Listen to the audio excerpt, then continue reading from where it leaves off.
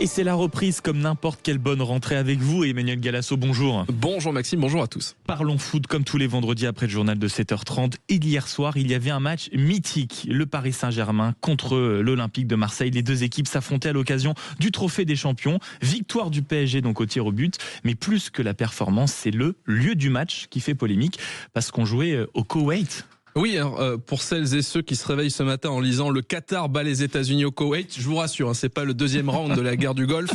C'était le Trophée des Champions hier soir entre donc le PSG sous la bannière du Qatar et l'OM sous la bannière des États-Unis. C'était un match à enjeu pour les deux équipes. Marseille voulait un petit peu dépoussiérer son armoire à trophées et le PSG prendre sa revanche après le revers au Vélodrome du mois de septembre. Et donc ça a tourné à l'avantage des Parisiens au tir au but. Ça a été un match franchement assez plaisant. Un 12e Trophée des Champions sur les 13 dernières éditions pour les Parisiens, c'est quand même notable. On a pris du plaisir, c'est un match ouvert. Et alors, quand je dis plaisir, je précise à Maxime, on a pris du plaisir à regarder ce qui se passait sur le terrain, parce que dans le stade, c'était le calme plat. Il n'y avait aucun ultra marseillais, ni aucun ultra parisien dans les tribunes. Tout se perd. Et surtout, parce qu'ils n'étaient pas là, mais qui étaient là? Il y avait 50 000 gus, les bras croisés, qui venaient se divertir. Alors, on leur en veut pas, c'est le Koweït. On n'est pas surpris. C'est une idée, une de plus, de notre cher LFP, de délocaliser ce match.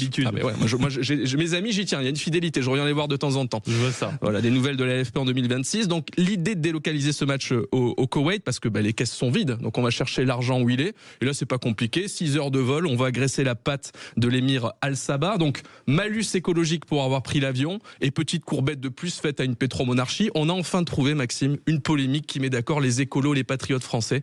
C'est magnifique, ça c'est le foot. C'est ça. Le foot rassemble. Mais attention, la France c'est pas le seul mauvais élève dans cette histoire.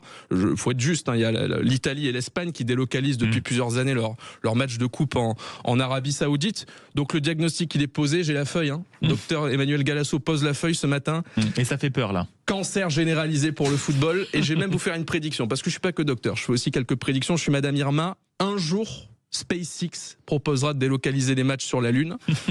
Et vous savez quoi? Les présidents de ligue, ils accepteront. Parce que comme disait notre cher Lino Ventura dans les Tontons Flingueurs, les cons, ça ose tout. Et c'est même à ça qu'on les reconnaît. Merci beaucoup, Maxime. Mon cher Emmanuel Galasso, qu'on retrouve donc tous les vendredis après le journal de 7h30.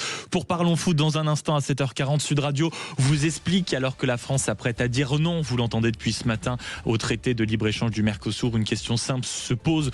Comment vont réagir nos coopératives agricoles? Est-ce qu'on a encore une stratégie lisible ou ce non est seulement une rustine sur un modèle qui craque d'absolument partout? Élément de réponse dans un instant avec le patron de la coopération agricole, Dominique Chargé, qui représente des milliers de coopératives et de fédérations partout sur le territoire. À tout de suite.